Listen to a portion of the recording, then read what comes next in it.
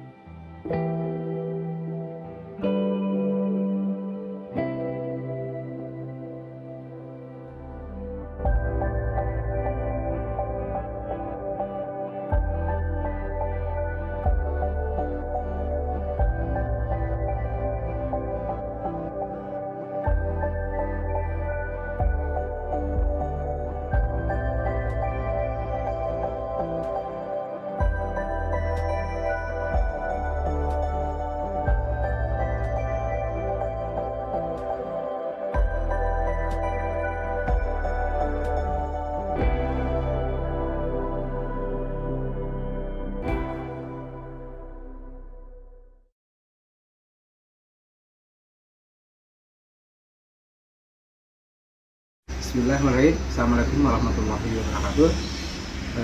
Nama saya Suarsa, sehari-hari sebagai pengawas sekolah, bertugas di daerah Lembang. Tapi tugasnya memang di Kabupaten Bandung Barat, tetapi fokusnya di Kecamatan Lembang. Dan alhamdulillah, selain menjadi pengawas bina di Satuan Pendidikan, juga menjadi koordinator pengawas di Kabupaten Bandung Barat. Adapun pada hari ini mungkin saya akan mencoba menjelaskan tentang supervisi yang biasa dilakukan oleh saya sendiri sebagai pekerjaan yang melekat di kegiatan sehari-hari. Adapun mungkin pekerjaan-pekerjaan yang saya lakoni selama ini banyak sekali, karena ternyata di pengawas itu bukan saja fokus di pembinaan di sekolah, tetapi juga membantu di berbagai kegiatan, terutama di Kementerian Pendidikan. Selain itu juga di LPMP, di P4TK, dan itu hampir 4 PPATK yang selalu bekerja sama dan saya ikut. Adapun mungkin fokus di kegiatan supervisi yang biasa sehari-hari. Alhamdulillah, saya pun sekarang menjadi kemarin Instruktur Nasional tentang program sekolah penggerak, kemudian sekarang masuk di pelatih ahli, tetapi pelatih ahli pun sekarang dilebur lagi menjadi fasilitator sekolah penggerak. Itu pun sama melekat pada diri saya sebagai pengawas, jadi langsung gitu ya. Selain jadi fasilitator pun tetap jadi pengawas pembina di satuan pendidikan. Di supervisi pendidikan, supervisi sekolah itu ada dua fokusnya, yaitu satu di supervisi manajerial, kemudian ada lagi supervisi akademik. Jadi intinya hanya dua. Nah, adapun prakteknya selama ini mungkin biasa itu di supervisi itu dari mulai merencanakan, ya, membuat program, ya, kemudian menjadwal, melaksanakan, kemudian mengevaluasi gitu ya, atau melaporkan, mengevaluasi hasil. Nah, ada yang mungkin lebih sekarang itu selain di supervisi itu, selain mendampingi, selain memberikan istilahnya memfasilitasi para guru, tetapi dengan adanya bergulirnya sekolah penggerak gitu ya, kami para pengawas mendapatkan ilmu baru, yaitu tentang kucing. Nah, ini yang menjadi mungkin menyadarkan kami bahwa selain menjadi fasilitator, selain menjadi tutor atau menjadi istilahnya selalu membina kepada guru, sekarang itu akan mencoba dengan cara kucing gitu ya, istilahnya menggali para guru apa yang menjadi potensi para guru di kelas itu atau di pribadi-pribadi masing-masing, kemudian mereka lah yang merencanakan, mereka lah yang melaksanakan.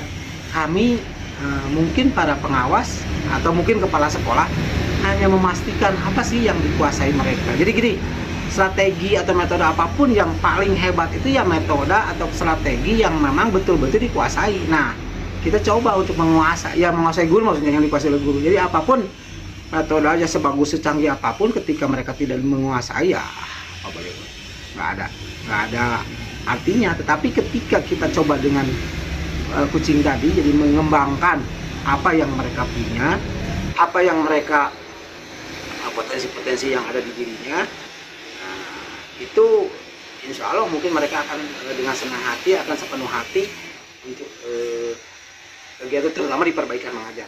Jadi intinya memang supervisi itu paling utama adalah bukan saja di administrasi, walaupun memang administrasi itu kalau kita ya orang admin, bahwa administrasi yang baik itu atau administrasi yang benar itu sudah menjamin 50% keberhasilan. Nah, tetapi memang di fokus para pengawas yang mungkin supervisi yang paling utama itu ya memang perbaikan mengajar. Artinya ada peningkatan lah, mengubah paradigma baru yang memang dimulai dari gurunya untuk mereka itu menggali potensi masing-masing. Nah, nanti insya Allah ke depan gurunya juga harus diberikan ilmu juga sama tentang supervisi yang sifatnya kucing tadi, terutama kepada siswa. Jadi siswa nanti akan digali potensi-potensinya, dan dia maju atau berkembang sesuai dengan apa yang dia senangi, apa yang dia miliki, apa potensi-potensi yang dia kuasai. Dan itu mungkin cita-cita kita nih, cita-cita Pak Menteri terutama ya, ingin sekali bahwa kita itu berpihak kepada peserta didik, apapun mungkin berpihak pada situ. Jadi teacher centernya mungkin sekarang jadi student centernya betul-betul, tapi memang harus intinya guru harus menguasai salah satunya yaitu kucing tadi, yaitu pendampingannya untuk menggali mereka begitu. Anak pun bawa ke sana mungkin tadinya ke sana, tapi sekarang untuk di supervisi mungkin saya coba gitu kepada para guru, gurunya dulu, untuk dicoba untuk mengembangkan potensi-potensi yang ada di guru, dan kita memastikan walaupun mungkin tidak sepenuhnya full, tetap aja mungkin sedikit-sedikit kami pun akan memfasilitasi, akan ada pembimbingannya atau sedikit memberikan tutorial kepada mereka, tetap saja. Tapi yang paling utama mungkin porsi besar itu adalah mengembangkan potensi-potensi yang ada di guru. Dan itu kita akan coba programkan yang memang ini sejalan dan seiring dengan program-program yang ada sekarang, yaitu terutama di program sekolah penggerak. Dan insya Allah mungkin kita sudah memasuki ke tahun kedua.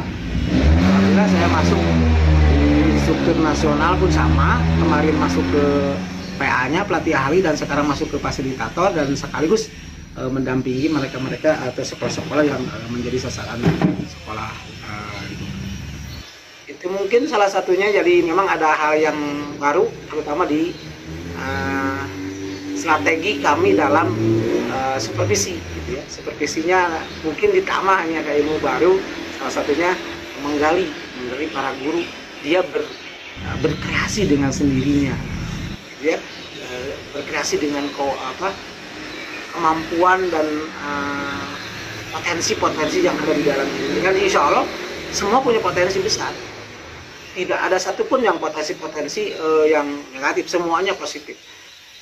Kalau kita coba bandingkan ini mungkin sedikit lah flashback yang memang yang sudah pada tua gitu lah, pada uzur, yang memang angkatan SPG itu hebat juga sebenarnya mereka itu. Kalau kita gali contohnya ada ketekunannya, kerajinannya, keuletannya, kesabarannya, itu yang perlu kita kembangkan dan itu menjadi kekuatan mereka ketika mereka mengajar.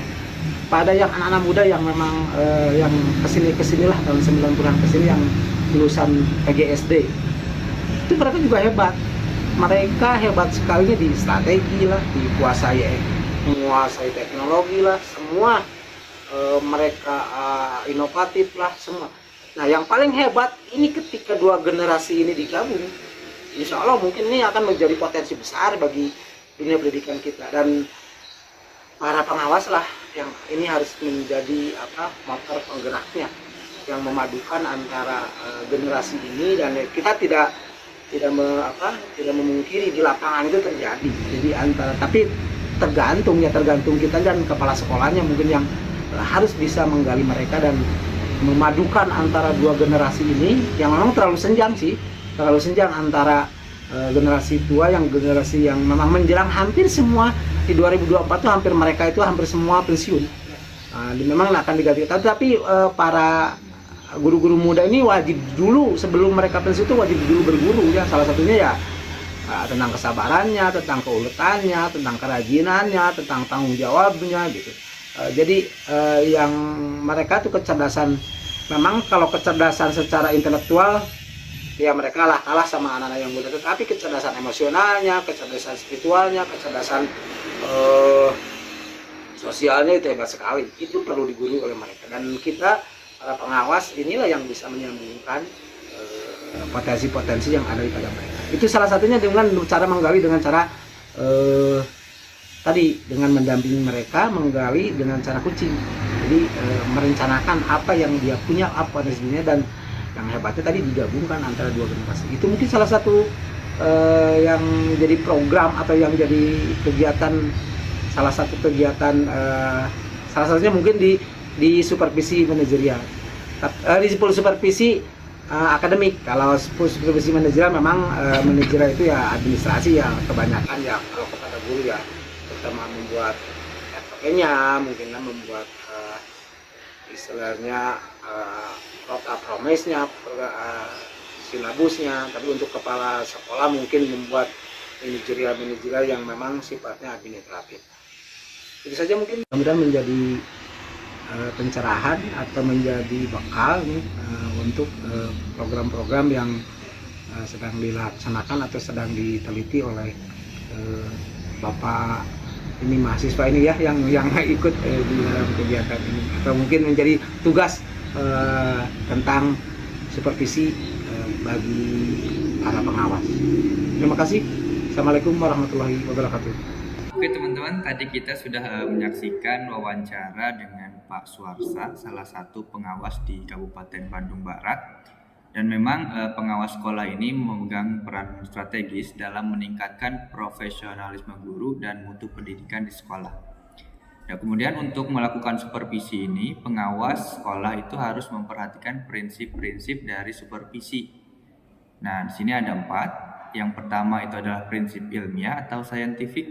Kemudian yang kedua adalah prinsip demokratis. Selanjutnya yang ketiga adalah prinsip kerjasama atau sharing of idea atau sharing of experience. Dan yang keempat adalah prinsip konstruktif dan kreatif. Nah, di situ juga ada menurut buku kerja pengawas sekolah tahun 2010 bahwa pelaksanaan supervisi akademik ini terdapat 4 peran yang harus dilakukan oleh pengawas sekolah. Yang pertama adalah peran pemantauan kinerja guru, yang kedua adalah peran penilaian kinerja guru, yang ketiga peran pelatihan profesionalisme guru, yang keempat peran pembinaan terhadap guru berdasarkan Peraturan Menteri Negara Pendayagunaan Aparatur Negara dan Reformasi Birokratis Nomor 21 Tahun 2020. Nah, kemudian di sini saya akan mengutip dari jurnal yang ditulis oleh Ayu Suhartini, kemudian Aos Santoso dan Hamid Sukri, di mana jurnal ini berjudul Peran Pengawas Sekolah dalam Melakukan Supervisi Akademik. Nah, di sini terdapat 3 peran pengawas dalam melakukan supervisi akademik. Nah, yang pertama adalah peran pemantauan kinerja guru. Pemantauan dilakukan pada aspek administrasi guru dan proses pembelajaran di kelas. Nah, yang kedua itu adalah peran pelatihan profesionalisme guru. Nah, ini dilakukan melalui workshop atau lokakarya, seminar, group discussion, kemudian demonstration teaching, dan pengawas sekolah di sini berperan sebagai narasumber dalam kegiatan ini.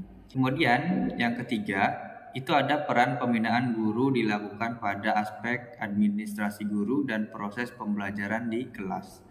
Sedangkan dalam aspek penilaian kinerja guru, pengawas sekolah ini tidak berperan secara langsung, karena hanya memantau proses penilaian kinerja guru yang dilakukan oleh kepala sekolah.